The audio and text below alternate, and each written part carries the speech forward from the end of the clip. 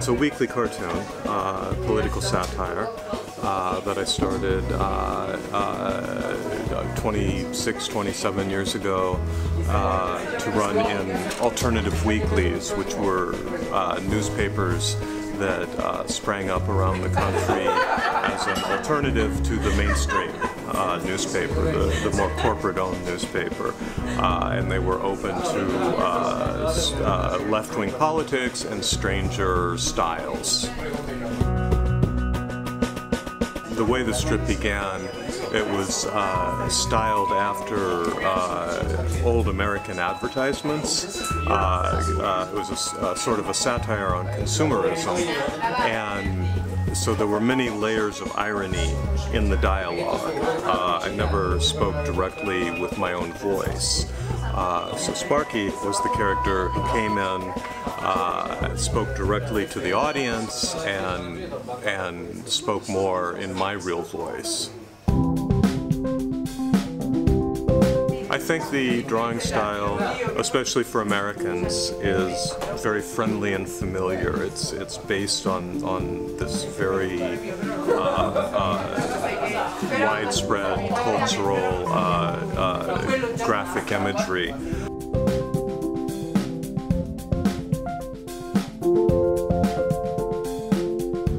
It's a very simple drawing style. I am not the world's greatest artist, but it works. It works for this, and then the counterpoint to the words, which are less friendly.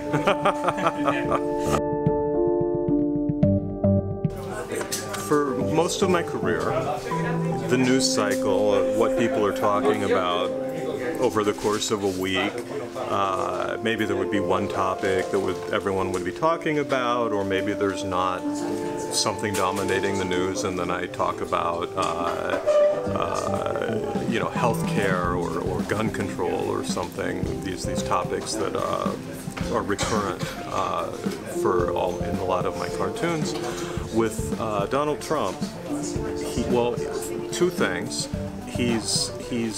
It's very hard to how do you make a cartoon about a cartoon? He is a walking cartoon, so how do you make him crazier than he is? And it's just such a do you know this computer term, denial of service attack? So Donald Trump is sort of a denial of service attack. You know, a distributed denial of service attack shuts down a website by overloading it with incoming signals. And Donald Trump is a DDoS on democracy itself, and on satire. I can finish a cartoon and it will be obsolete before it ever is published because he's moved on to the next. There are 5-10 crazy things before breakfast, you know? I got very lucky that a man named Carlo Gubitosa became very interested in my work, and he puts a lot of effort into translating it properly and explaining the idiom and the subjects. I imagine I have no idea I have no idea how this reads for you. I don't know. I met Ed backstage at a Ralph Nader rally in, I guess, whatever that was, 2000. And the funny thing at that point was that I was just a little bit older when Pearl Jam hit big, and I had sort of missed out on them the first time. So when I met him, I knew who Eddie Vedder was, and he has a beautiful singing voice. I was familiar, but he was more of a fan than I was in return. But we became friends because we have a lot of the same attitudes about things, and we sort of stayed in touch over the years. And then I hit a rough patch in my career where a lot of newspapers that were all owned by the same person It was right when we had our real estate crash in America and had an economic downturn. And a lot of newspapers decided to save money by dropping cartoons. So I lost a whole bunch of cartoons. And so it started. All I was asking Ed for was, would he write a letter to the Seattle newspaper saying, I'm Eddie Vedder and I think you should keep this cartoon.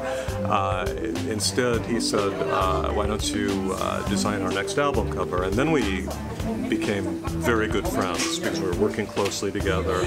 So I should add, I'm a very big Pearl Jam fan now. I've been to many shows. A year ago, I was on stage with Pearl Jam at Fenway Park in Boston wearing a Donald Trump mask.